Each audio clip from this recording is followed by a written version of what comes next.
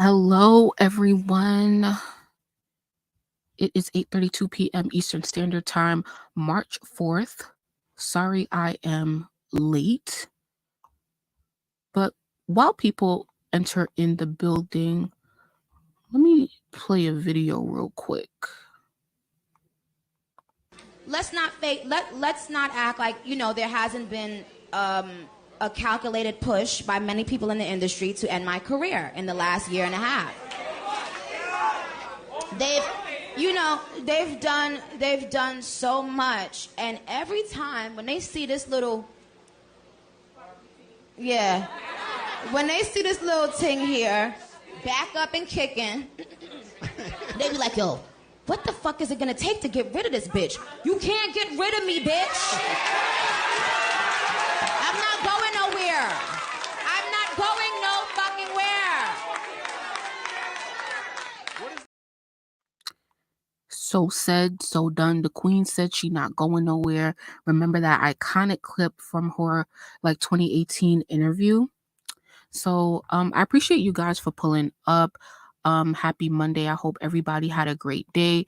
Tonight, we're going to get into all things Pink Friday 2, everything I love, everything I hate about the album, a 3-month reflection. Wait, it's been December, January, February, March. Oh, technically 4 months. 4 months reflection. So, hey, Mally, let me know if you guys are here in the chat. If you can hear me well, type 1 if you can hear me before we get started. We are on the bArBoLoGiE playlist tonight, and this is bArBoLoGiE live, okay? This is my first time technically, not really, because we did several live videos at this point that are on Nicki, like this one where we talked about night 1 of the Pink Friday 2 World Tour that took place in Oakland, California. But this we're gonna have several introductions to me and to who I am, because I want you guys to get to know me, which is really the purpose of these lives. Get to know me, get to know how I think and stuff like that. So I truly appreciate those of you guys who come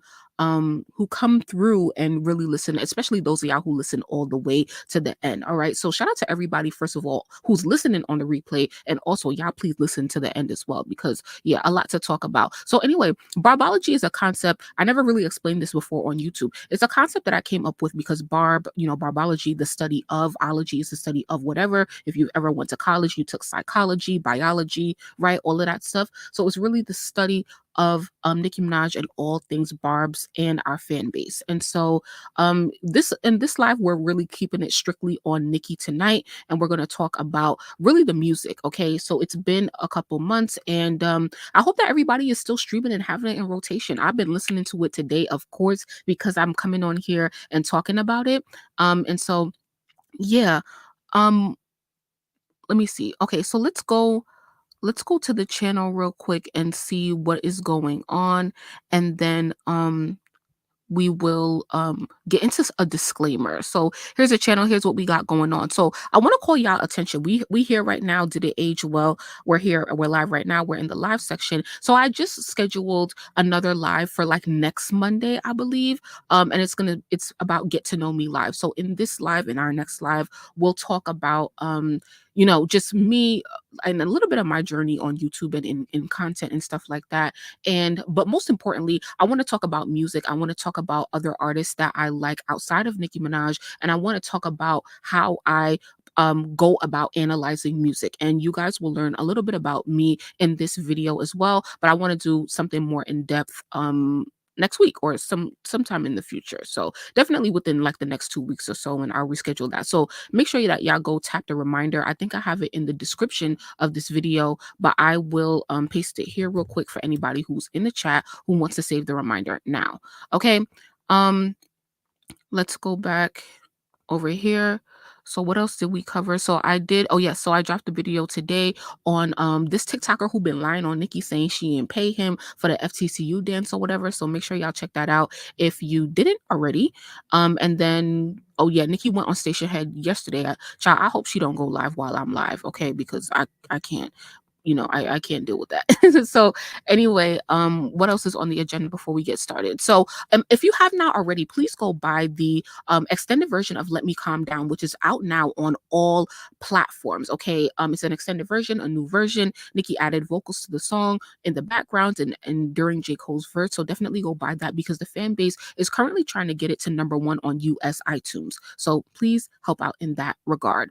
Now, let's talk about a little bit before we get into the music. Let's see what Nicki posted today. Okay, so she is celebrating day 2 of Denver, Colorado, the tour, which happened last night. So here are some pictures that she posted. This is her looking in the mirror. It seems like she's wrapped in a towel. Security behind her and her stylist, Maher, right beside her.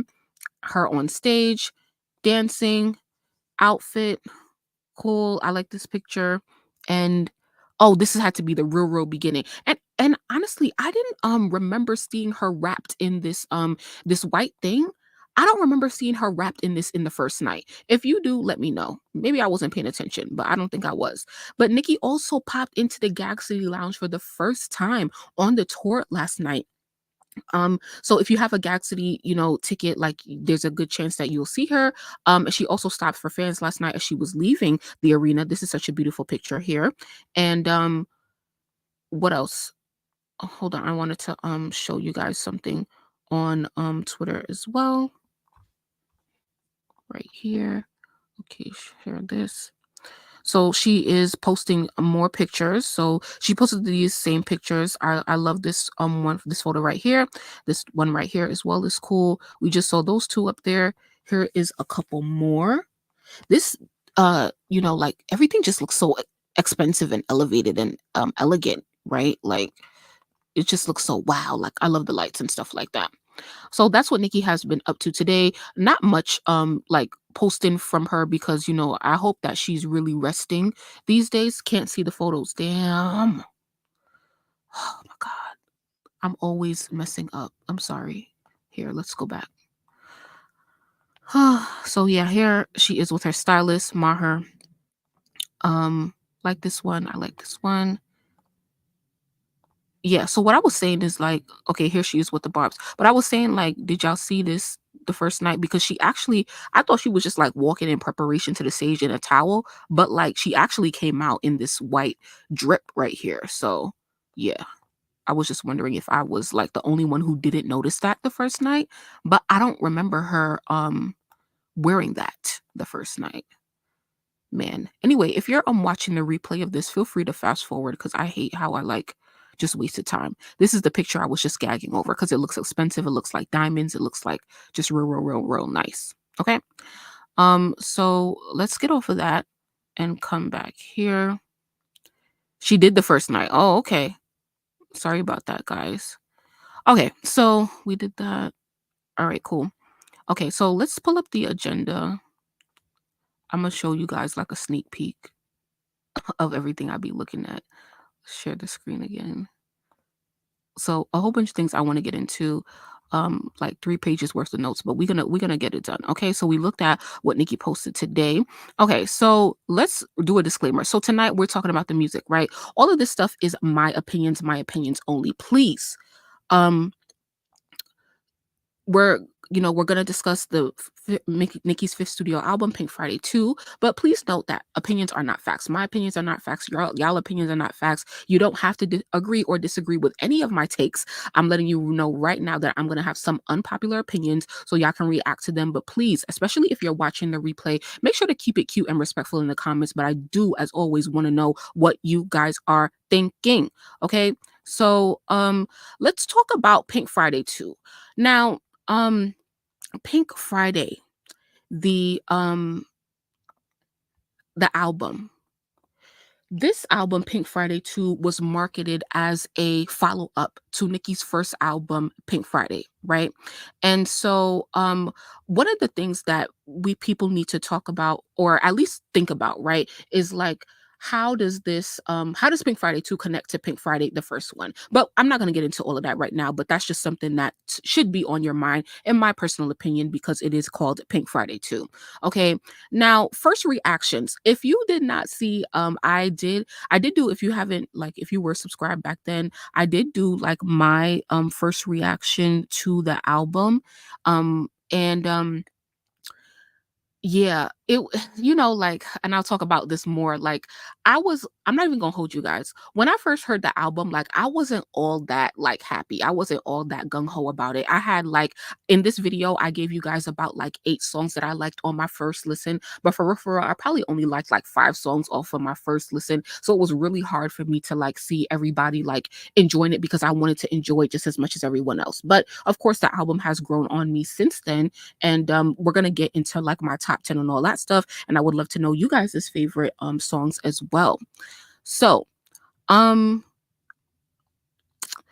but before I get to the top 10, let's talk about the singles. We have Super Freaky Girl, right? We're going to do pre-album singles first. And I want to know if you guys thought that they were good choices to represent the album. That's what a single is supposed to be. A lead single is a single that is supposed to set the tone. So the lead single, Super Freaky Girl, was released in August of 2022. And to me, that marked the start of the era for Pink Friday 2. Okay. That is when the era Pink Friday 2 started because that is the release of the lead single.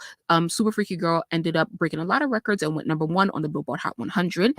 And yeah, I thought Super Freaky Girl was cool. To me, it's kind of like another Anaconda. So, like that beat could get annoying to me real, real, real fast, but it's fine. And what else? Oh, Red Ruby the Sleeves was released in what, February? No, early March, because actually the 1 year anniversary of Red Ruby the Sleeves was just yesterday, Sunday, March 3rd. So that's when Nicki released Red Ruby the Sleeves, and that really rocked the whole internet, and just hip hop culture in general. Like, now when I had this conversation with another Barb, they were telling me that like they were telling me that they felt like Red Ruby would have hit harder if it was on the album and not in a previous single before the album. I don't necessarily disagree or agree with that statement. Y'all can let me know if you preferred Red Ruby as a pre-album single or just a gem that you would have found on the album, and do you think it would have still had the impact that it did? I think so, but like the thing about the album, and I'll get into this after I talk about Last Time I Saw You, is that like they all got its all the singles got its attention. So Last Time I Saw You, I definitely feel like these were all great choices for singles, looking back after hearing the album, because there are several categories in the types of songs that are on the album. You have your poppy type songs where you have SFG, Pink Friday Girls, and then you have your real hip hop core like Red Ruby, Beep Beep, Barbie Dangerous type of songs where it's not RRDS, Red Ruby the Sleaze is represented. And then you also have Last Time I Saw You. Let's go back here because I have all of this like breaking. I should have it broken down. Okay, no, do I not? Okay. Oh yeah, I didn't write the singles down. Okay. So yeah. So let me see what Mally said. I like the Queen mix of Super Freaky Girl and the Roman remix one. All right, cool. Roman remix, yeah, was the best version. Queen mix, yeah. So yeah, I thought that those were really good choices to represent the album for real, for real. Then you have your more mellow, emotional, autobiographical songs like Last Time I Saw You, and I do think looking back that Last Time I Saw You is the stronger song in those categories. It's not one of my favorites, but for the purpose of like Nicki being more vulnerable and showing that to a big crowd, and just showing her diversity, that was a good choice because I love Blessings. I'll talk about that later. Just the memories is kind of like blah to me, but so I think Last Time I Saw You, it not only is it like an emotional song, but it's still, I feel like, very poppy, and it sounds commercial. It's the most commercial emotional song that's on the album. So I thought Nicki made a good choice in doing that. And remember, she used Big Difference to tease the album. Remember her debut performance on the VMAs, right? And Big Difference was cool. Like, I didn't really have a strong reaction to it. A lot of people were highly in anticipation of that. And I didn't write down anything about Big Difference, but Big Difference is probably one of like my blah songs. Like I don't like hate it, but I don't like overly love it. Like it's just there because the first time I actually heard it in full, when I fully heard the album for the first time, I hated it because it was like too many sounds at once. I hate whatever producer tag is in the beginning of it. The beat sounded like pots and pans. The beat was switching up too much for me. And it was like, when you driving and somebody is swerving and you don't know what lane you want to be in, you about to crash the car. That's what Big Difference was given every time the beat switched. Now, that's how I felt when I first heard Big Difference. But then after I listened to the album more, I was like, all right, cool, cool, cool. Like I get it, it's not that annoying. So that's good. Okay. Now, so we did post album singles. So now that the album is out, we have other singles. Now, the label, if you guys notice, after the album came out, there were a lot of promotional material for the album that included Needle with Drake. So it was clear that Nicki's team and her label wanted to push Needle, and it felt like they did this because of Drake's presence on the song, because he automatically has great consumption numbers wise. He can chart in his sleep, and so it was a safe choice. And so but now that's no longer the case, right? Like Needle was one of the higher streaming songs on the album, and it probably still is, but we noticed very quickly that FCCU became the breakout hit of the album. It went viral, and a lot of people just really, really love that song. And it's also one of the highlights of the Pink Friday 2 tour. And then so FCCU became a single, Everybody is also a single, and the next single will be Pink Friday Girls, because I believe it will be Pink Friday Girls. Of course, I don't have any confirmation on that, but just understanding and seeing how things are moving right now with Nicki and what the fan base is focused on, everybody can agree that Pink Friday Girls should receive a push, okay, from both the fan base and the label. So we talked about singles, and of course there can be other singles, but now we are going to get into my top 10. Let's go. So, and y'all could, drag me and tell me if you agree or disagree. So here is my top 5 off of Pink Friday 2. And honestly, when we start talking about order of songs, I can't tell you too much because I'm not somebody who's sitting down making a list every day. I really only made this list for the sake of this conversation right now because, this has been a marketing point for Nicki. A lot of people like ask, oh, what's your top 5? What's your top 10 every day? And it's just like, I don't sit down and really make a list and really order the songs by how much I like them, because it's just like, it's too much work, it's too much thinking. And when you have an album with the amount of songs that we got, this whole process has been overwhelming for me, if I'm being very honest. So I only did this because I'm here talking to you guys right now. So let's get into it. Number 1, Barbie Dangerous, I believe is the best song on the album. It's the most strongest song on the album. It fits all of my criteria for what a great hip hop song is, including the beat, including lyrics, the message, everything very cohesive. I absolutely love Barbie Dangerous. It will never get old. It is instantly a Nicki Minaj classic. It's up there with Win Again and Red Ruby even. I just love it, love it, love it. I will listen to that all day. R&B, immediate favorite on the album. When I tell you guys, when I first listened to the album, I came out with 3 songs for real, for real. If I'm really being honest, it was Barbie Dangerous, R&B. R&B would have been my first choice, and then Pink Birthday. Okay. Then so Pink Birthday, absolutely love it. Like absolutely no explanation needed. I love everything about Pink Birthday. Press Play, I love most things about that song, but Nicki's verse is amazing. She absolutely kills Press Play. And I don't even want to put it here because it wasn't even on the original version of the album, but hey, like these are really the songs that I absolutely love. My Life, I literally just got done listening to My Life right before I came live, so I absolutely love that song. That beat slaps, and I would love for Nicki to perform that on stage because like hello, like literally hello. I don't know what her beef is with My Life, but yeah, I absolutely love it. When I go I can't take the money with me, written by that hook was written by Tate Kobe, Nicki's artist. Just amazing. Okay, so let's pause right here. Sonia says her top 5 is R&B, period. We're twins. Needle. Okay. Barbie Dangerous. Okay. FTCU. Okay. Pink Birthday. All right. Did I talk about FTCU? No, I'm gonna talk about that later. But okay. So hey, Umira, the Oakland show was perfect though. I'm so glad that you came through to give a review. So here is number 6 through 10. This is the second half of my top 10. And this right here, it's still in a loose order, but like don't get too caught up on the order. So Fallen for You, amazing. It used to be in my top 5, but I had to kick it down because of probably Press Play or My Life or something like that. But yeah, that automatically took over. Let Me Calm Down featuring J. Cole, Needle. I hated Needle actually because it's like, who cares about Drake? But like probably 2 weeks into the album, I absolutely love Needle. Needle is now one of my favorite songs, obviously in my top 10. I listen to it most times when I'm listening to this album. And yeah, Blessings, absolutely love Blessings.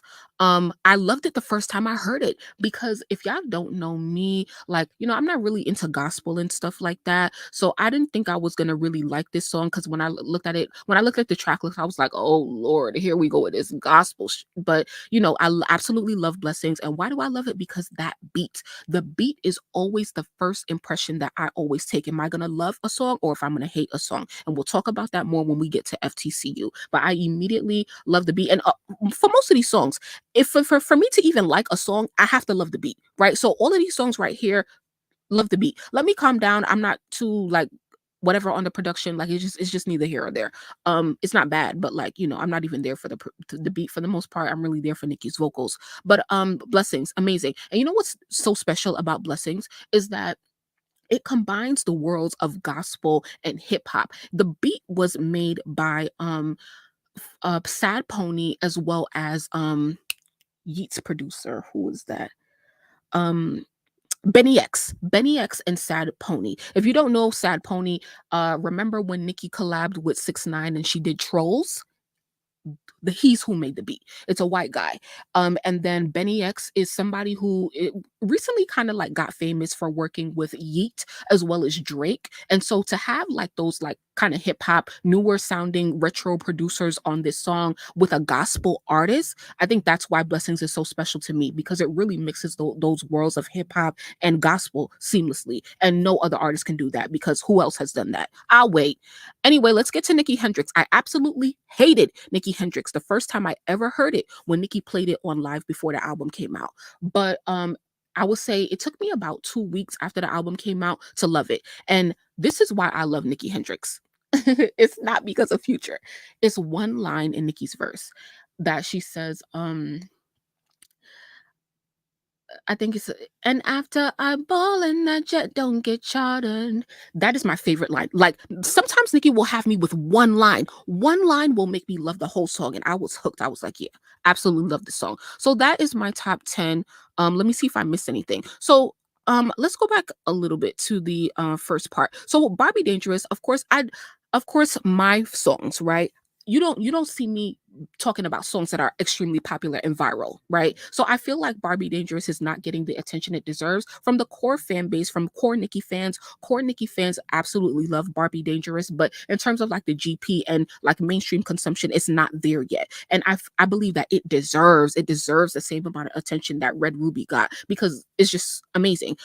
So anyway, it's one of Nicki's best rap solo songs. And what's interesting about Barbie Dangerous is that Nicki does not sing, not one time in this song. In Nicki's other like top solo songs, from my personal opinion, like Red Ruby and When Again, she's still singing on those songs. Nicki is a rapper who can sing, so it's amazing just to hear her just fully rap on a song and it be cohesive and amazing, okay, and not needing any singing or any melodic whatever. And so yeah, and I think Barbie Dangerous is a really good song for her legacy as well. Now let's go to I talked about Press Play, My Life, yeah, beat slaps. Okay, Falling for You. My favorite part of on Falling for You is Nicki's background vocals. Absolutely love that. Nicki loves the violin. I know a lot of people love Falling for You for the violin, but honestly, it really doesn't make like it doesn't make the song for me. It's Nicki's vocals as well as the drums. You gotta get me with the drums, okay? Like the drums on Falling for You are amazing.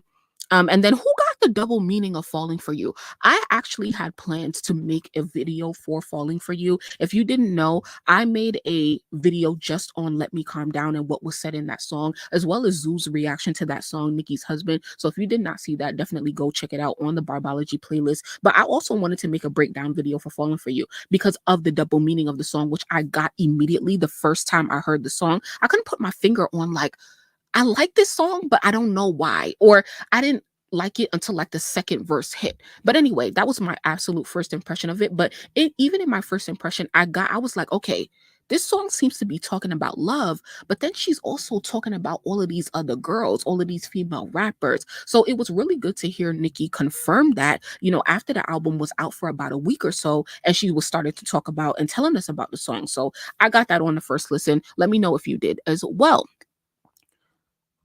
Okay, so a bonus that I didn't put up here is Red Ruby the Sleeves. I feel like Red Ruby the Sleeves, as I talked about already, it's a great song. It's one of the most cohesive songs on the album and even of Nicki's catalog. But for me personally, in my top 10, you don't see me with any songs that are any previous singles that, are not really all that popular and stuff like that. Because for me to take into this album to digest 25 songs, like I don't necessarily listen to the singles. I don't listen to Red Ruby. I don't listen to SFG, and I don't listen to Last Time I Saw You. Last Time I Saw You is just not for me. I won't really be listening to that if I don't have to. Red Ruby the Sleeves, I'm probably not going to listen to it unless I'm really, really in the mood for it, because I've just heard these songs so much, because I stream so much with like these songs on repeat. So I just heard it so much before the album that my analysis of the album from my personal like consumption does not include the singles, because I just heard it too much. So that's not something that I listen to on a daily basis at all. But if you do, that's dope, because a lot of people do feel like Red Ruby is one of the best songs on the album, which it is. It's just not in my top 10 personally, because I can't even, it's just too much work for me to even like factor in songs that we've already known, because once again, in my list, all you see is songs that were not heard before the album was out. And that is how I wanted to digest the album. I just wanted to take in the songs that we didn't know already. Okay. So after this, okay, so let me show you guys what I really be listening to on a daily basis. So here's my Spotify, and here is my PF2 playlist, my Pink Friday 2 playlist. Here are my personal favorite songs, which you guys all know in no particular order. They're not even in the same order that I have them listed on the slideshow. And I do have Bigfoot in here just to give it its streams, but I really don't, care about that song too much. But yeah, as you can see, I'm streaming on my other computer, so make sure y'all keep streaming. And of course, I don't just, this is what I listen to when I'm like in the shower, when I'm traveling, or when I'm in commute somewhere, something like that. But make sure that you guys don't just listen to your favorite songs. Like when you're streaming overnight, you should be streaming every song on the album. This is just when I'm like in the shower, like when I want to control what I am listening to, because that's what I want to hear. Okay, so I just wanted to show you guys that real quick. Hey, Tactical Spirit. So there's that. So quick question to the chat. Who's in here right now? Which one do you prefer? Which Nicki and Future collab do you prefer? Do you prefer Press Play or Nicki Hendrix? I guess I'm gonna have to go with Press Play, because I don't know, Nicki's verse is just crazy. But it's funny how the way I hated Nicki Hendrix, and both of them, what's it called? Both songs, both Nicki Hendrix as well as Press Play, have made my top 10. Okay, that is very important to note. Both of them have made my top 10. So let me see what somebody said. Oh, hey, Joyanne. Leroy Williams said Press Play. You're real for that. Press Play easily, period. Yumura, they're both so good, to be honest. I like both, honestly. I do. It's hard to choose for me, but I gotta say Press Play, because I went through a phase a couple weeks after the album was out where Nicki Hendrix was actually number 2 on my favorites, like on my playlist. Like I had to move it up because it was just so good. Like, I mean, I just wanted to listen to Nicki's verse all the time. But like, I forgot my point. But yeah, like I just don't I think, yeah, Press Play easily is just like, I would go and press play on Press Play before I press play on Nicki Hendrix in this current moment. And that kind of tells you like how the songs, like how they age. That's a good way to put it, how they age. All right. Now let's get into the next half of the conversation. So we talked about everything I love about Pink Friday 2. I gave you guys my top 10, all the songs that I love about it. Now, let's talk about the songs I absolutely cannot stand. Everybody stay calm. I love press play for the Beyonce bar. Okay, shady. Boots. Now, here are my least favorite songs off the album. The intro, Are You Gone Already?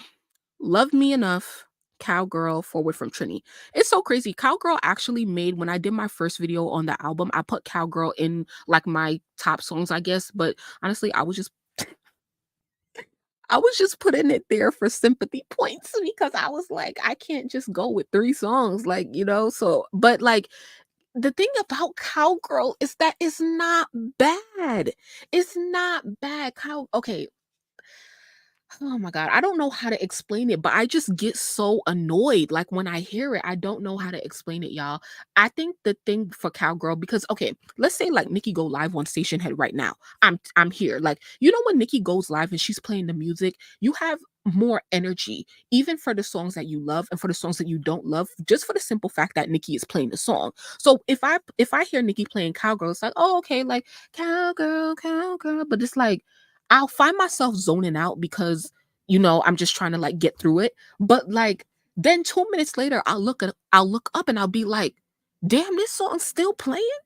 Like, I think my issue with Cowgirl is that the chorus is too repetitive for it to keep like no, I'm sorry. The song is too long for the chorus to be that repetitive. Cowgirl, cowgirl. 3 minutes later, cowgirl, cowgirl. Like, shut the up. It makes me want to like pull my hair out. That's how cowgirl makes me feel. And it does not make me want to have sex. Okay, I'm not putting that on my sex playlist. Sorry, no. Um, that's all I have to say about that. I don't even know Nicki's verses because I don't even listen to that song like that. Are You Gone Already? Oh my God. So I tried to listen to the album before I came live just to make sure, I put emphasis on these songs, the songs that I don't care about. That's what I was doing before I came live. Are You Gone Already? Nicki's worst intro. I mean, nothing is touching All Things Go. Just in my opinion, her best intros are I'm the Best and All Things Go. But my personal favorite is All Things Go. Now, I didn't even really make a connection with this song until Nicki did Joe Budden's interview where she finally spoke about that moment where she found out that her father was no longer here. And that is what I needed. I needed Nicki to speak on that moment and give me an emotional connection to that song, which she did. But I still can't get I tried. The song is absolutely way too long. I think it's one of the least cohesive songs on the album because once again, if you know me, I need that beat to like whatever. And oh, Billie Eilish, I don't like Billie Eilish. I don't listen to her. I don't really know even a lot about her catalog, but I definitely do not like the sample. I don't like how her voice is altered. I just don't like that at all. Like nothing about that song is really pleasing to the ear for me. And the thing about the song is that like it kind of like it feels like it's starting and stopping. Like it's constantly starting and stopping. Like it's like no, the meat papa on my toes. You eat papa, and then it slows down a bit, and then it speeds up again, and then it slows down, and then it's not like Red Ruby, like only on the seeds if it's breeze. Red Ruby, the sleeves shine, but yeah, don't da da da. 100 pounds on that. Like, the beat is constantly hitting on the same rhythm. You cannot say the same for Are You Gone Already? So all of that stuff and just all of the emotional aspects of it and stuff like that, I just can't connect to that song. I hope one day I do, but yeah. Love Me Enough. No.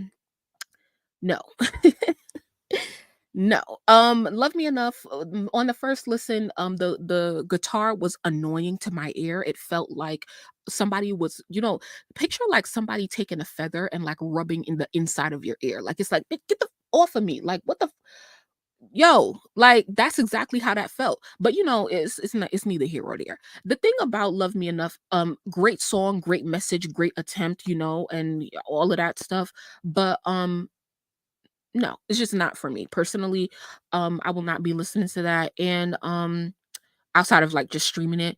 And okay, so Monica and Keisha Cole. The thing is that with Monica and Keisha Cole, Monica, I could not hear Monica at all on my first listen to Love Me Enough. So then I woke up the next morning and then I put my headphones in. So I said, yo, let's try it with the headphones. Still couldn't hear Monica. So then I came live. I'm like, yo, am I the only one that can't hear Monica? It seemed like everybody had the same feedback. Like, where is Monica on the song? You would think that Keisha Cole had a verse on the song, Monica had a verse on the song, and Nicki had a verse on the song. Monica did not have a verse on Love Me Enough. So my thing is like, and this is no shade, but it's like, if we go into Monica, if we go into anybody, Keisha Cole or Monica, because you respect them as artists, why would Monica not have a verse on the song? Then when Monica started coming into the conversation in regards to Nicki, it was like people were saying like, oh, Monica can't really sing as well as she used to sing, which is why she's kind of just doing backup vocals and stuff like that. So it's like I don't have no choice but to like believe that because I don't follow Monica,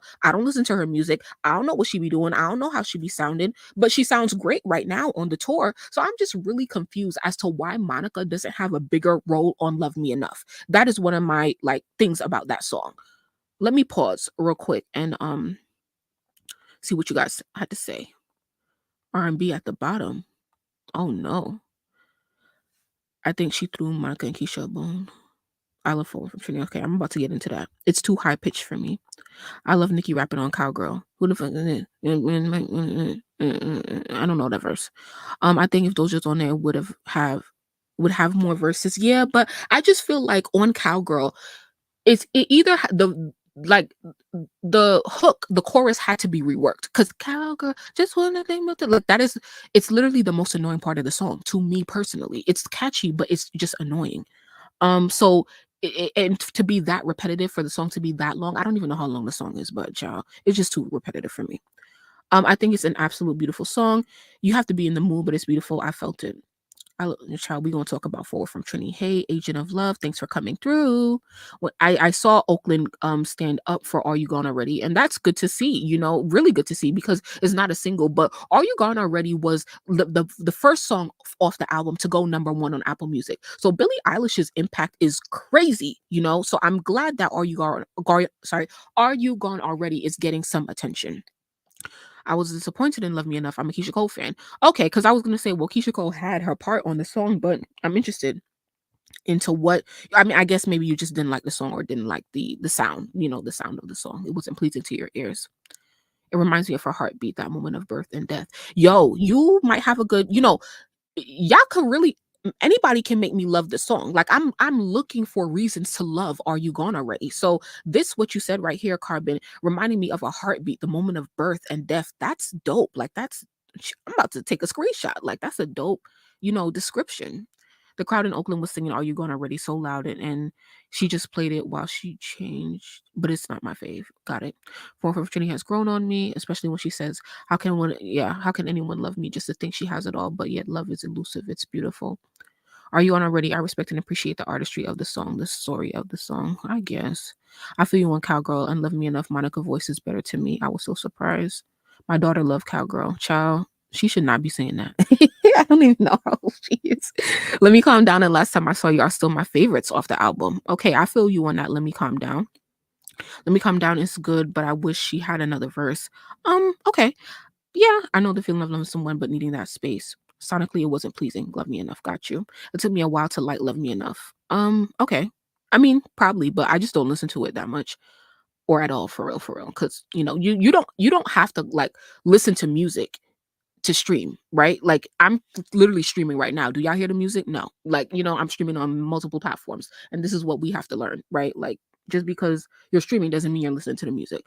Yes, Oakland was up on their feet for that song. I never sat down though. I bawled the entire show. My daughter's 29 years old. I'm dead. Okay, well, damn, she the same age as me. Okay, I was about to say she still shouldn't be singing it, but that means I shouldn't be singing it. Okay, let me shut up. Anyway, let's keep going. So we talked about Are You Gonna Already Love Me Enough? Forward from Trini. Forward from Trini, child. I just listened to the song once again before I came on, child. And I will say that, like, I have my moments where Forward from Trini can be cool, but at the same time, like, No, like, I don't know, I'm just, like, not I don't feel like my mind is present when I listen to songs that I don't like that, unless I'm trying to listen for a specific purpose. So, I listening for a specific purpose, like, just now, like, I'm really like, "Okay, let me give these songs another chance before I go live so I could have it in my mind to tell them what I'm thinking." So, Forward from Trini, when I just listened to it, it hit a little better than it usually hits for me. I usually, like, my ear tunes out, when Forward from Trini, and that's the thing, Carbon, is that, like, I come from a Caribbean background, so Forward from Trini is supposed to hit for me, but it just don't. Like, it just don't. I hate it. You know what? That's another thing about Forward from Trini. It's the beat. It's a lot going on in that beat. The part of the beat I don't like is when it starts to sound like, and this is no shade, love my Hispanic people because I'm also Hispanic, but it's like it sounds like the Mexican accordion comes in. I didn't Cali, then let me, and then on that part. Pay attention to the beat. It's switching up, and it's no longer like Caribbean or whatever, and I just don't like that. I don't like it. It's just too whatever. I don't know. I don't like it. And now here is my real unpopular opinion. Everybody stay calm. On Forward from Trini at the end, when Nicki said, "Go Papa, go Papa," Nicki, like, no, like, no. No, no. I feel like, okay, imagine I could understand if, like, we heard Papa's vocals on the song, like, "Are You Gonna Ready?" Then I would understand, okay, "Hey Papa," right? It probably would have still sounded corny to me, but whatever, it would have made more sense. Because why are you just randomly saying, "Hey Papa?" But okay. Now, here's the thing about why I feel like the "Hey Papa" part is corny, because, like, when Papa Bear turns 12 years old and he starts to come into his identity, and like, people are gonna know and stuff like that, like, just who his parents are, it's just like, oh, look at your mom, go, "Hey Papa, hey Papa," like, he's probably gonna feel embarrassed, like, like, that's just, I don't know, like, it's just corny, like, I didn't need that at all. Just end the song. Like, that. I really didn't. That's just how I feel about that. I can picture her son dancing though. Yeah. Yeah. And that's, somebody was saying, like, well, he was probably dancing in the studio. He probably was, child, but, like, I don't know. We're gonna have to hear from Papa in about, like, 10 years from now how he feel about it. I'm sure he wouldn't speak in 10 years because he'll be like 13. But, like, yeah, I just feel like, when you get into that age, when you get into a teenager and you really don't want your parents around you like that, I just feel like that's how he gonna be feeling. Um, I think she did it because Papa loved the beat. Probably. All right, so let's keep it moving. So those are the worst songs on the album, in my opinion. So here are some other songs that I don't care for, and I call this blah because I don't absolutely hate them, but I don't love them either. So beat beat. I was just listening to these ones as well. Beep beep. It's just, I don't know. My ears just ignore it for some reason. It acts like it doesn't exist. I don't know. I don't know why. I have absolutely no reason, but I'm just not attracted to go and listen to that. Because I feel like my needs were met with what's it called? My needs were met with Barbie Dangerous. Like, oh my God, like, it that does it for me. Memories. I listen to it. I think Memories is cool. Like, I really don't have a problem with it, right? At all. It's just like, I'm not about to go sit down and listen to that.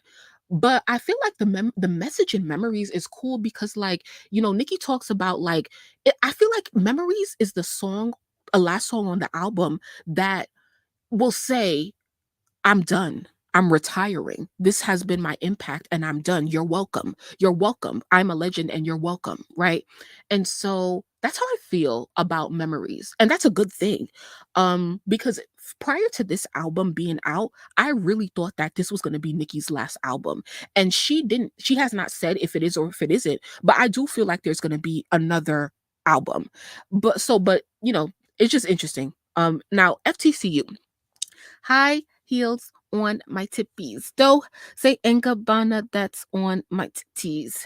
Bomb Bomb is near the top. Yo, Carbon, I can't with you having R&B at the bottom. Like R&B is literally the best song on the album. Like it slaps. Everything about R&B slaps, and that is why Take Cobain is integral in what he is doing with Nicki. His work on Fractions, Red Ruby, My Life, R&B, like Barbie Dangerous, like all of these amazing songs that Nicki is making is thanks to Take Cobain. Because one thing about Take Cobain is he is gonna make that beat slap. That beat is going to slap if Take Cobain is on that song. And beat minus equals, at the V, I didn't need body make it at the E, please. Like that's the best chorus on it. Like I could come on. I'm sorry, I just almost knocked my microphone over. Okay, let's stay focused. Now, okay. FTCU. Okay. I absolutely hated FTCU when I first heard the album. Why? It's really the beat for me. Okay. I absolutely love the lyrics. This is one of those things where if you know me, you know I need to love the beat to love the song. But this is a song where I hate the beat, but I love the lyrics. Okay. Because high heels on my tippies. So, but it's like I was listening to FTCU right before I came on, and I think, and also watching Nicki's performances lately, it definitely is kind of growing on me. It's not gonna grow on me to the point where you're gonna hear me listening to FTCU just cause, but like I can at least enjoy it at this point because I have that visual in my head, I guess, of Nicki performing it. And so maybe if Nicki did a music video, that would make me like the song more. But yeah, I'm not saying that she needs to do one, and we're not even gonna talk about music videos in this live because that is just no. But yeah, FTCU, I hate the beat. What do I hate about FTCU? So I pay attention to like a lot of drums, right? So how it go? I don't know if y'all gonna let me see. I'm gonna play a little bit of it from my phone. Because y'all need to hear this drum. And I hate this drum because Megan Thee Stallion uses this drum a lot. Glorilla uses this drum a lot. What's it called? What's her name? Gloss Up. A lot of the southern rappers, especially from Tennessee and Texas, they tend to use this drum in their songs, and I absolutely fucking I absolutely hate it. Listen. Oh wait, no. Let me calm down. No shade. Okay. Wait, why is it not playing? Okay. I win. Like, pay attention to the slap.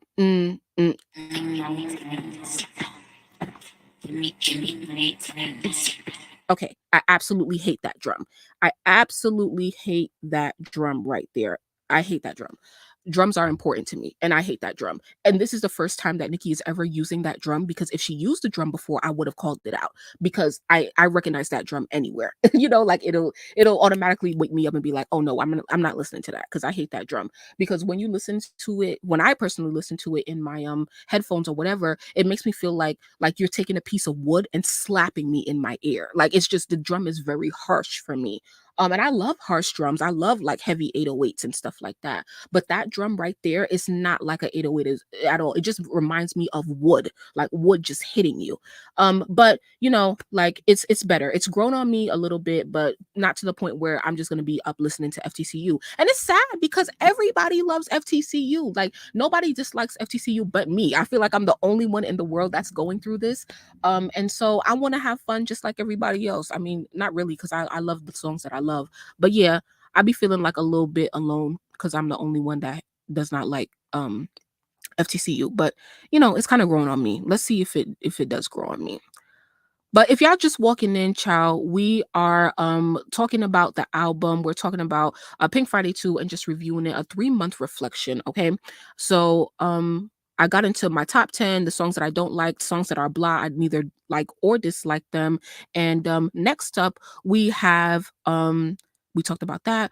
Okay, so now we're gonna talk, we have a little bit more of a discussion piece. So things that I don't really whatever. Okay. Oh wait, let me show you guys this.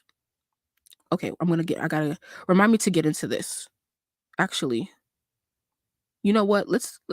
let's get into it right now. So, if you guys been subscribed for a while, like I made this rubric and I showed all of you before the album was released. I said, this is how I'm going to review the album. This is what is going to guide my analysis of the album. And so, here's the rubric. And so, we have a couple categories here. We have lyricism, storytelling, production and sonics, cohesion, connection to the era, and the rollout. And then we have, does it push boundaries? Does this album push boundaries? And so, let's start off with lyricism. One being one being trash and five being the best. And so with lyricism, I gave her a 5 because it's Nicki Minaj. Hey Zam. And then for production and sonics, I gave her a 4 because I literally had to go through as I was preparing for this conversation, I had to go through all the songs that I don't like the beat on. And I didn't even do like actual math to understand like what percentage of the songs were, but like I don't love all of the beats on this album. And that, Nicki's can still have like great top tier beats, but I'm just talking in the sense of my personal music taste. A beat can be great, but I just don't like it because it's just not fitting for my ear. FTCU is a prime example of that. I just don't like that beat. It doesn't mean that it's not a great beat. Okay, so that's why I gave her a 4 there. Now cohesion. How cohesive is this album? I do feel like some songs on this album, some runs on this album are cohesive, such as like when we go from like, I would say from R&B to Pink Birthday to Cowgirl, like those are a little bit more sensual songs. They're a little bit more relationship type songs. The meaning is a little bit similar. The sounds are they're complementary to each other. But I don't think that this album is fully cohesive. Like this is a fully cohesive album, but there are moments and runs in this album, songs of 3 or 4 or whatever, that make sense in the order.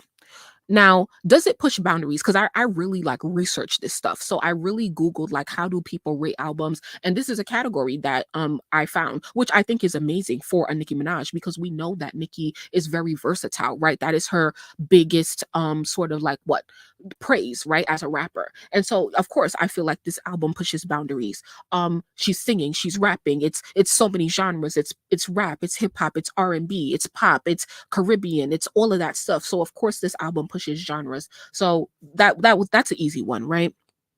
I don't care for many of the beats. Got you. A lot of people want Nicki to work with Metro Boomin and stuff like that. So let's talk about production real quick. So Nicki heavily worked with ATO Jacob as well as Tate Cobain on this album, and a lot of people love ATO Jacob. He's obviously one of the most prominent producers right now in hip hop, but ATO Jacob is a hit or miss for me. And I say that because I hate FTCU, the beat, but I could say that I love Falling for You, right? And he's also versatile because he can make a club banger and then he can make something like a ballad. But guess what? ATO Jacob also made Press Play. And he also made Last Time I Saw You, right? Not one of my favorites, not something that you'll find me listening to. So it's like ATL Jacob, to me personally, in my personal music taste, I can't depend on ATL Jacob to deliver a beat that I'm always gonna love, because I love some of them and I hate some of them. So it's not like a Zaytoven where it's like, that's more of my type of sound. Zaytoven made Sir, he makes these smooth type of hard-hitting bass 808 type beats that I like. Tap Out, Sir, Think Sir, Tap Out, You the Boss. Like those are like my favorite types of beats. Yeah, so that's what I would naturally be attracted to. Now, let me go further. I do think the entire tells an overall story. Okay, so I'm glad you said that, Carbon. Let me know what you think that story is, because I'm gonna get there. I'm gonna talk about that. I like Big Difference by the beat for the second part. By the beat on the second part, I don't like it, but it's growing on me. Okay, I didn't expect the Big Difference beat changing. Me either. I like Falling for You. I agree with that, producer. Got you. Okay, I could I'm more comfortable depending on what's it called? Tate Cobain than I am with ATO Jacob. But that's just my personal thing. Okay, so let me show you this. Post album thoughts. This is more like of a discussion piece, and I'm so glad that you guys are still here, if you're still watching, especially if you're watching this back on the replay. Thank y'all so much for listening. So here are some thoughts. I mean, here are some like points that kind of guide your like analysis of the album overall. So expectations. So here is where I'm probably gonna have a little bit of an unpopular opinion. So as I said in starting off this conversation, Nicki marketed and presented this album to us as a continuation of Pink Friday. It's Pink Friday 2. And so for me, and she said, so let me save that for a point two, actually, for cohesion. But for the first part, expectations, Nicki was coming online a lot. She was tweeting a lot, going on Station Head before the album was released, saying that this is the best thing that you're ever going to hear. This is my best album to date. This is the best, the best, the best. I always describe it because this is like how she made me feel. She made me feel, in saying all of those things, she made me feel like I was going to have an ear orgasm. Excuse me, listening to this album the first time.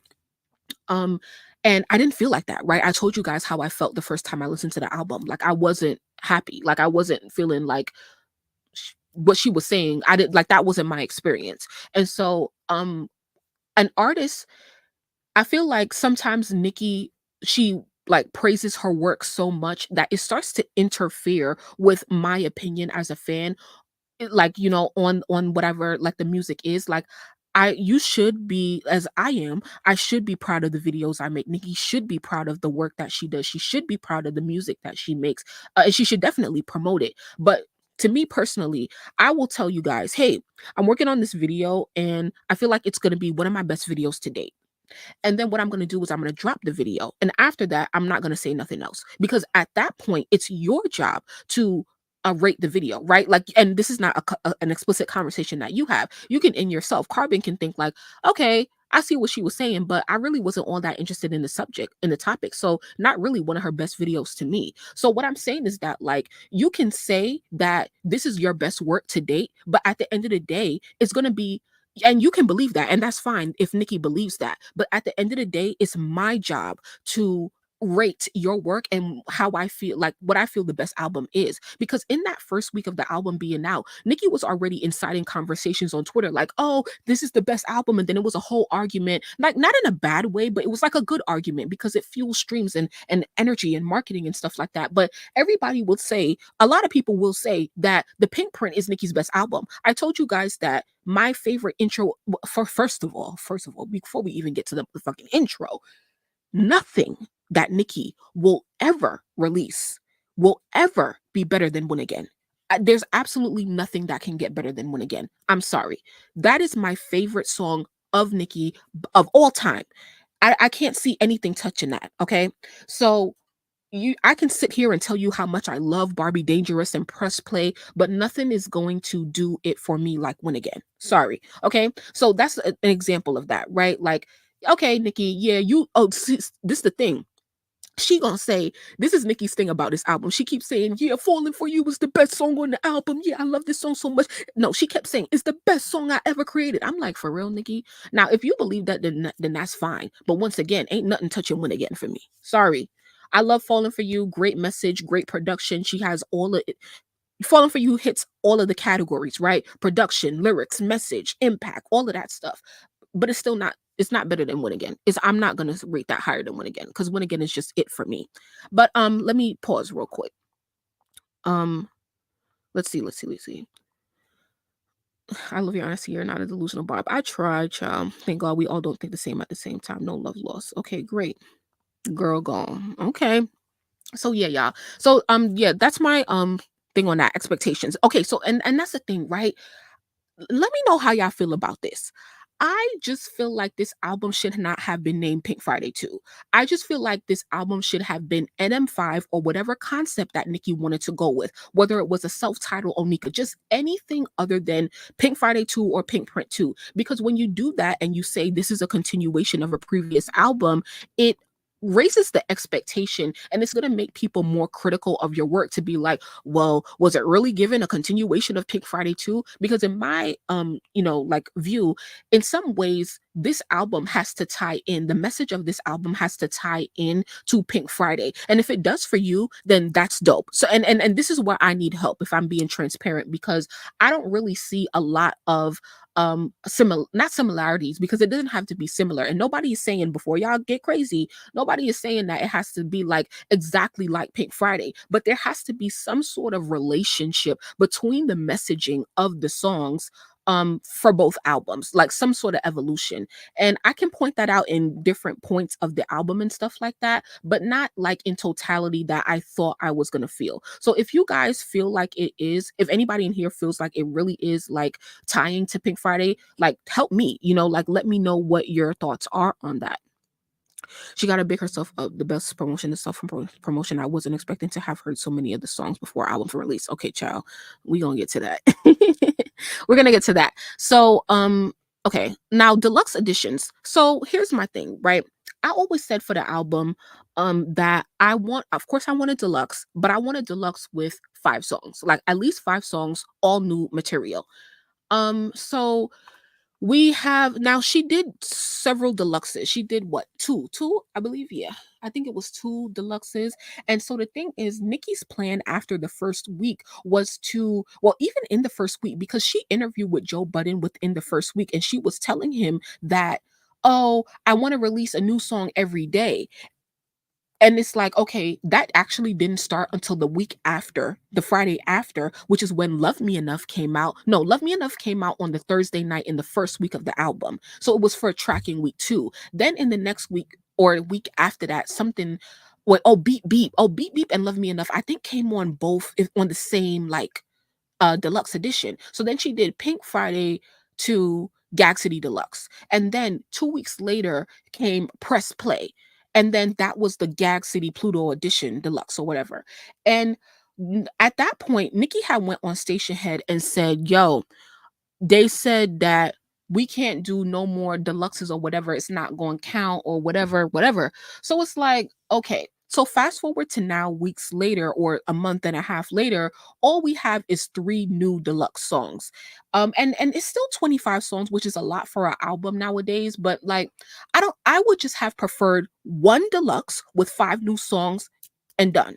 Because in this fan base, it's like Nicki releasing music makes us work, right? It makes us go stream, it makes us go buy. So it's like we've constantly been buying music for kind of like the last 2 years now, and the fan base is tired, right? A lot of people are tired. A lot of people are just tired of buying music and spending money, buying albums, buying merch, buying tour tickets. Like we're all spending a lot of money, and this is just not me complaining. I'm giving you guys a realistic vision of what the fan base is feeling, and so that's one thing. However, on the other hand, is Nicki releasing how she did the deluxe editions as she did, it gave those songs a chance to shine on their own, because Love Me Enough would have really just went under the radar and nobody would have cared about it if we really being honest. But because she released it by itself, people were able to do that, right? To care and to give it a fair chance and stuff like that. And so that's the plus side of it.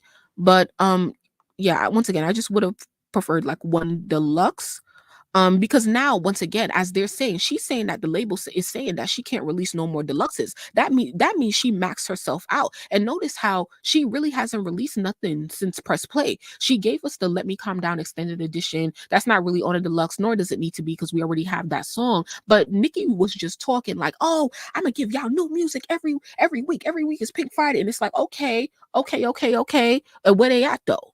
Right? Because now the plan is shot, because she probably didn't know beforehand that I can't be releasing all these like versions or whatever. So okay, and this ties into my next point of intentionality. So let's come back here. We talked about deluxe editions, and then we have intentionality. What are the core songs of the album? So actually, I meant to pull out, and I'm gonna do it right now. Oh, here it is, my vinyl. Let's look at the vinyl, and we're gonna look at the track list on the vinyl. And I'm gonna pull up Spotify here, and I'm gonna show you guys the track list here, and we're gonna compare the track list, okay?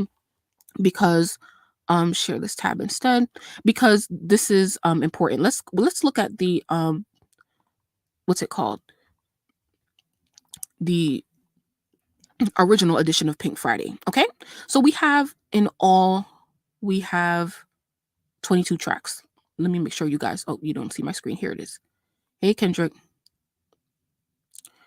So oh, okay, let's concentrate. So here is the original album, 22 tracks, right?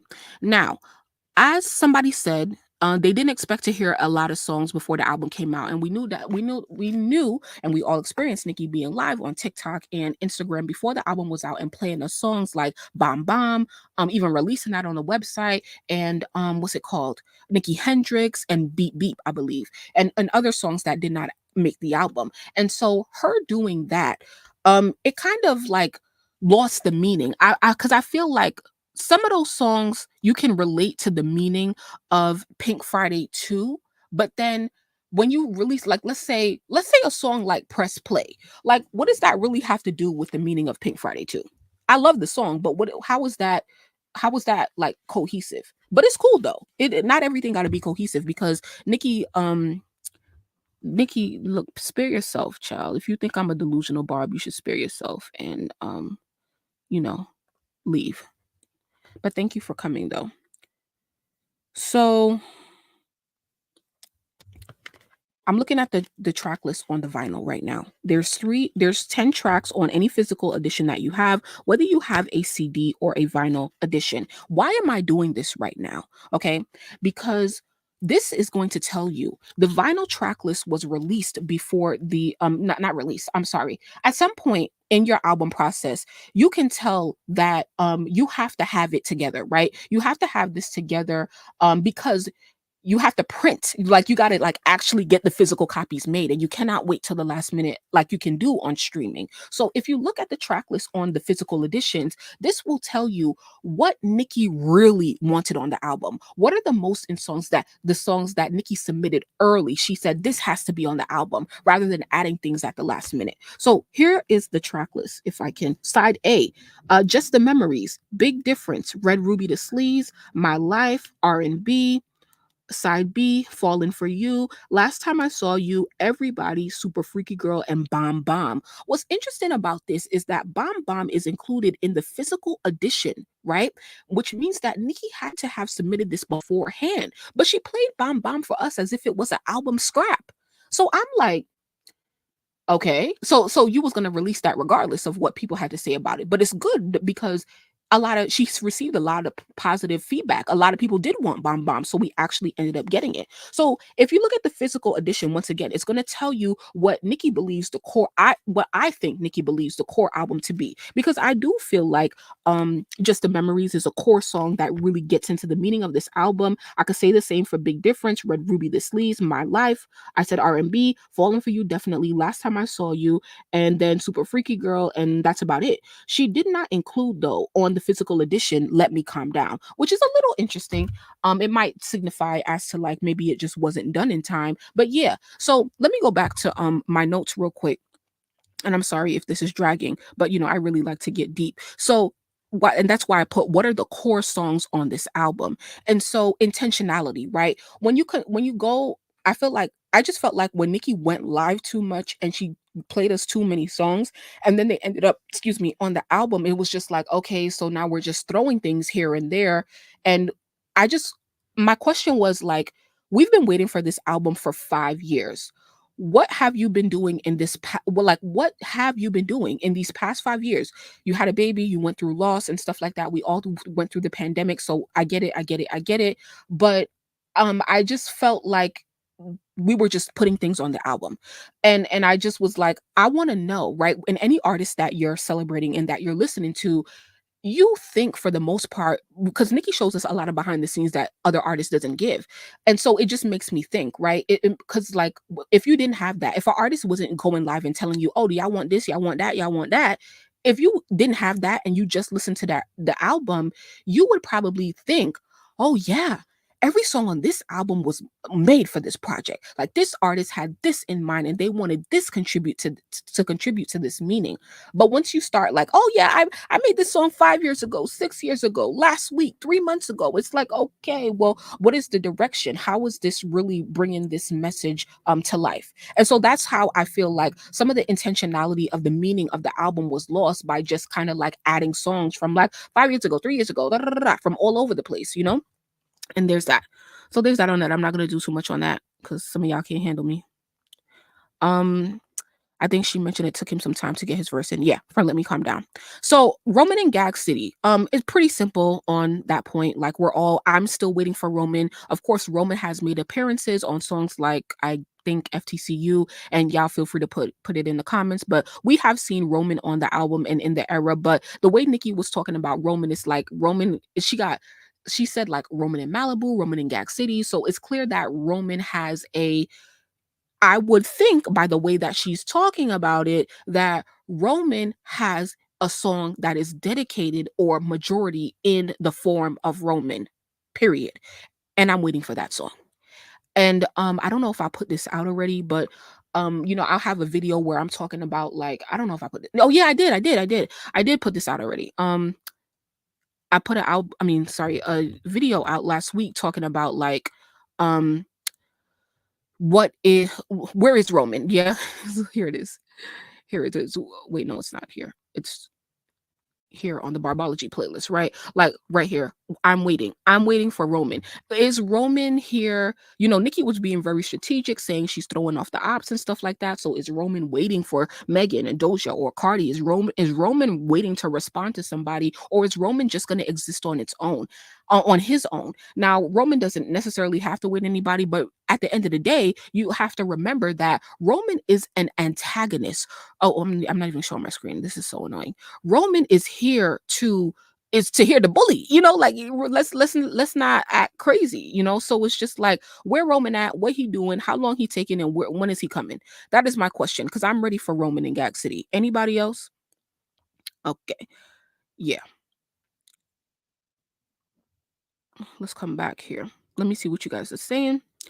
If Nicki had been more outspoken about her albums like this, let's say Nicki had been more vocal while working on Pink Friday 1, what if she came out today and said, I wrote Here I Am? What do you mean? Here I Am is one of the best songs on Pink Friday, the original version. Roman reloaded his favorite alter ego in '05. Oh, okay, I'm sorry. Okay, I see what you said, Crafty Queen. My bad. You don't have to explain it. So, you're saying, let's go back. What if she came out today and said, I wrote Here I Am in '05? Would you feel the same way? Of course, I would always feel the same way. I mean, if you're writing songs like in a previous, okay, so here's the thing. Let's say Are You Gone Already was a song that had been in progress for who knows how long, but Nicki did not finish the song. As she said in the song, it's 12/3/23. It's the best, Onika. She did not finish the song until the week of the album being released. But I can still sit here and say that that song was made intentionally for this album, because it was. She said that when she first heard the beat, she knew that that was going to be her intro track. And so it really just depends on what the song is, on what's the message of the song. But if you're telling me that you made something 5 years ago, it's like, okay, well, I'm glad that this still rings true. Like she said, Big Difference was made around the time that Yikes was made. Big Difference not really a favorite to me. I understand the message of the song, and it's a cool message. Y'all can't be me and stuff like that. But it was made 5 years ago. So yeah, I don't know if that answers your question, but child, I'm always gonna question anything because that's just how I am. So okay, here's something that I wrote down that I've been thinking about. Is like it might be my last point. The album covers, guys. So when we talk about intentionality, when I'm thinking about intentionality and thinking about all of the album covers that Nicki had for this era, for this album, I'm just wondering, like, I want to hear Nicki talk about these album covers. I want to hear her talk about these album covers and like what they mean to her. We can make assumptions. Like I have a video breaking down the first album cover. A lot of symbolism in there and stuff like that. But like I just feel like hearing it coming from Nicki would be dope, because we haven't heard Nicki break down the album covers, and she's had 4 covers. And I just told you about like the intentionality. What is the meaning of this album? Look at those covers and what does it mean to you? Like I can understand the first album cover, the second album cover. We kind of, most of us agreed in the fan base that the second album cover, which is the man, okay, let me see, how can I pull it up, because I would love to give a visual while I'm talking about this. But like it would be I don't think they exist on Spotify. Let me see. Type it in. Nicki Minaj album covers. We can say that the black one here. No, this is not it. Okay, Pink Friday. Yep. Pink Friday 2. Hello. Black. Okay, child, let's go on her website. Let's go on Nicki website. So this is the second album cover, the second and alternate. And so you can say like, oh, like everybody was in agreement that this album cover was paying homage to the pink print, right? And I, of course, I agree with that. But like, what if and I hope that Nicki doesn't do this, but what if she does release another album and say, oh, this is gonna be called the Pink Print 2, then what? If we all agree that this is like a representation of the pink print, then what? Right? Like, and so I would love for her to talk more about what this means. This could a lot of people have said that this is a snake reference or whatever. But once again, I think my overall like thing is just that like what do these album covers mean in regards to the music, right? Like how does this album connect with the music? Where's the oh my god. Okay, here it is. Yeah, how does this connect with the music? And let's go to the other album covers. We have here, which a lot of people would say like this is Roman. Is she in a desert? Like, I don't know. I just want to know, like, I just want to know personally the connection to the visuals. We don't have a lot of visuals for this era or whatever. That's not a complaint, it's just a fact. And so I just really want to draw a connection between them because and then this is the thing. If we don't have a explanation or a connection from the album covers to the music, it's like, well, was you just doing photo shoots just to do them? Because that's what it's given, honestly, just to have more versions. Now, other people do this too. Taylor Swift does it. Ariana Grande is doing it right now. Here we have the Target exclusive cover, which is like my favorite one, and I love this cover. You can say like these are like cherry blossom trees, Asian influence. I don't know. I'm just saying off the top of my head. But I would love some direction from Nicki Minaj because it was Nicki Minaj and her team who came up with these concepts. And I would just love to be able to connect them to the music. Is there any cover that I missed? We got 1, 2, 3, and yes, we talked about all of them, I believe. I hope I'm not missing anything. So yeah, that's my thing about the visuals for this album that we have right now. Let me see what y'all saying. I'm ready for Roman because it get us hype. Yeah. I have this one. I have all covers. I do have all covers. Same. The one on the train is my fave. Okay. Um, I don't know what this means. Right out trying to create a rumor that's not true. Did you say something? Oh, okay. I'm ready for Roman to get us hype, but others can appreciate him without trying to create a rumor that's not true. Got you. I wonder when Nicki's gonna set up a website for her record label heavily on it because I'd like to see all the artists that she has signed to her label. I don't think everything with this rollout was planned. I think she did a lot of stuff to deter any sabotaging. I think it's also the reason she started her tour in the States versus Europe. A lot most artists start their tours in the US, and she had no choice honestly but to start the tour in the US for the simple fact that she did not tour in the US for the Queen era. So like and there's no shade, but like if Nicki would have started the tour anywhere outside of the US, it would have been like a slap in the face to the US barbs. Like, girl, I'm carrying your career right now. That's no shade. So come over here. Like Kendrick, I'm excited for her record label. She has some great artists. Yes. Thank you, Crafty Queen. I appreciate it. I appreciate, regardless of us agreeing or disagreeing, I just appreciate being able to really dissect this. And I'm not gonna keep you guys here for too much longer because we really discussed a lot, and I'm really, really happy with the discussion and everything that I said. And so if you're still watching this, I really appreciate you, especially if you're watching the replay. And if you came in late, you can always feel free to rewind this, right, and start back at the beginning. So yeah, because I want everybody to experience the full conversation. And feel free to treat this like a podcast when you're working or on your way to work. Now, here are some discussion questions that I have, and I would love to know, especially for those people who are listening to the replay, what do you guys think about my top 10? What is your top 10? How has it changed over time for the album? Your top 10 songs on Pink Friday 2.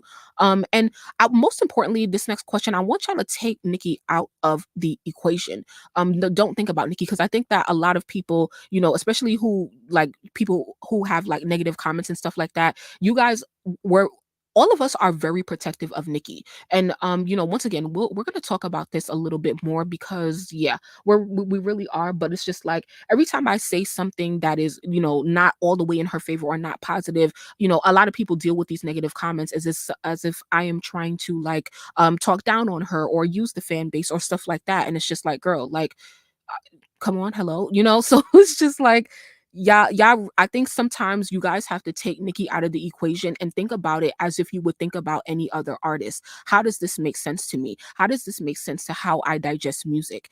Like, yes, Nicki is my favorite artist, but hello, like, at some point, like, artists are artists, so it's like, I want to know, this is my question: take Nicki out of the equation. Do you feel like artists set higher expectation for themselves? And like, once again, I always say this: it's like when artists are in the middle of promoting the album and they're doing interviews, they always say, "Oh, this is my best work to date. Oh my god." I couldn't be more happy. I'm in the best space. And we've seen time and time again that that's not true, especially in regards to Nicki. She said that about in the Queen era. She said it about the Pink Print era. Now in Pink Friday 2, she said, "Yo, in the Queen era, she literally said, yeah, I'm in the best space ever." Now in Pink Friday 2, in her interviews, it's like, I wasn't in the best space ever. So it's just like the artist will continuously like evolve and also evaluate where they are, which is why you need to make your own opinion. And if you want to believe that Nicki is in the best space she is in, I believe so. I actually do believe so. But at the end of the day, once again, that has to come from you and not that artist. The artist is going to tell you anything because they're trying to sell you their music, as they should. But once again, your brain belongs to you, so please use it. Anyway, what else do we have coming up on the channel this week? I don't know. We have here we are with everything I love and hate about Pink Friday 2, the bArBoLoGiE playlist. I'm definitely gonna have a chart analysis. It's Monday, hopefully by Wednesday. On Friday, I'm thinking about doing another live on this week in female rap. What's going on with the girls? I don't know. And that's all I can think of right now. I'm of course I'm always working on other videos, so feel free to, give me any suggestions. Right now, y'all know Nicki is on tour. Her next performance is on Friday, March 8th. And so yeah, I think that's all I had for now. Um Let's see. Make sure that you guys continuously stream. I have streaming links in the description of this video: Spotify, Apple Music, Amazon, Pandora. Make sure y'all use them. Please continue to vote for Nicki Minaj. She is still what's it called, nominated for several awards, and the links to vote are in the description of this video. You guys can find that in there.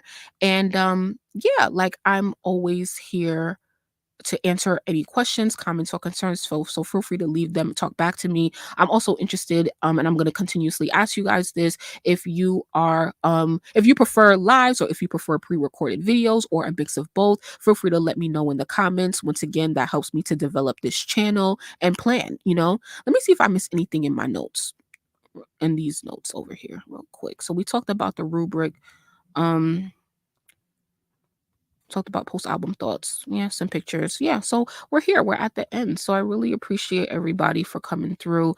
And we will talk soon. Please like the video and make sure y'all subscribe to the channel. Add the playlist. This, of course, will be in the live section of the channel, and it will also be on the bArBoLoGiE playlist. And I really appreciate you guys for being here. And we will see you in the next video.